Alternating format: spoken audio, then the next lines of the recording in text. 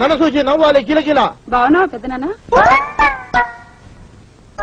మీ ఆవిడ అడుక్కునేవాడితో లేచిపోయింది కదా, తిరిగి వచ్చేసిందా? కోకిల అమ్మాయి, కాబోవు పెనుమిటిని పెద తండ్రి అని సంబోధించుతుంటివా?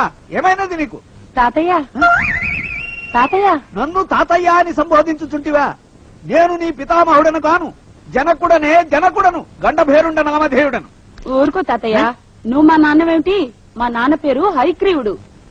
అవును, నేను ఇక్కడున్నానేమిటి? మా వారు ఎదురింట్లో ఉన్నారు, పిల్లలు ఏమైపోయారో ఏమిటో. ఓసారి మా వారిని పలకరించి వస్తాను తాతయ్య. మావయ్య, కోకిలకి ఏమైంది? బహుశా నా కుమార్తెకు గత జన్మ స్మృతులు జ్ఞప్తికి వచ్చినవేమో. అల్లుడా భీమసేన, నీవు కడుంగడు దురదృష్టవంతుడవు. ఏలననా ప్రళయ నిర్ఘాతమరజతబట్టవచ్చు, హేమశైలమ్ము కొనగ్రోట నెత్తవచ్చు, దివిని భువిని రెంటి సద్దింపవచ్చు. ధర నా కూతు మనసు మార్పని తరముగాదు, నా తరముగాదు, బ్రహ్మతరమైన గాదు.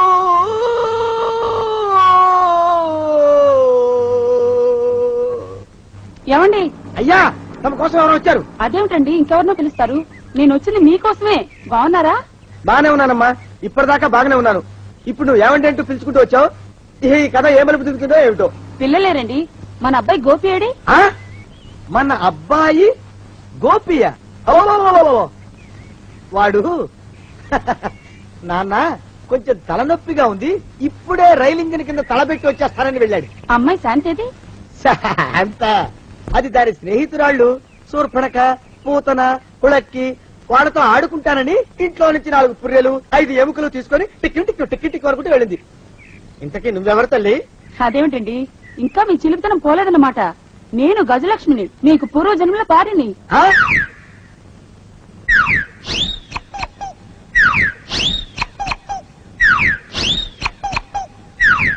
అయ్యా బాబోయ్, నన్ను రక్షించండి తండ్రి. ఏమిట్రా గావు కేకలా? కుంచిత పదం. ఒరేయ్, నువ్వు ఇక్కడే అయ్యగారి దగ్గర పనిచేస్తున్నావా? వెళ్ళి మా ఇద్దరు కాఫీలు పట్టరారా. నేను కుంచిత పాదాన్న, నన్ను ఒరే అంటావా? నేను మీకు కాఫీలు తీసుకురావాలా? ఊరుకోమ్మా, పాపం వచ్చిందంటే సంవత్సరానికి 42 నెలలు చొప్పున అప్పుకు వడ్డీ కట్టారు మా శ్రీవారు. నీ సొంతం అయితే అదేమిటండి, వాడు మన నౌకరు కుంచిత పాదం కాడు కదూ? సేమ్ అదే, అవధం తగిన మొహం. పూజారి గారి అమ్మాయితో వెధవేషాలు అయిపోతే వాడు తల గొరికి గాడిద మీద ఊరేగిచ్చారు. వద్దు, ఇంకా పెద్దల్ని మీరు చూసుకోండి. ఆ పెద్ద గోడ మధ్యలోకి నన్ను లాగదు. ఏమండి, మన అమ్మాయికి పెళ్లి చేసేద్దామా? పెళ్ళే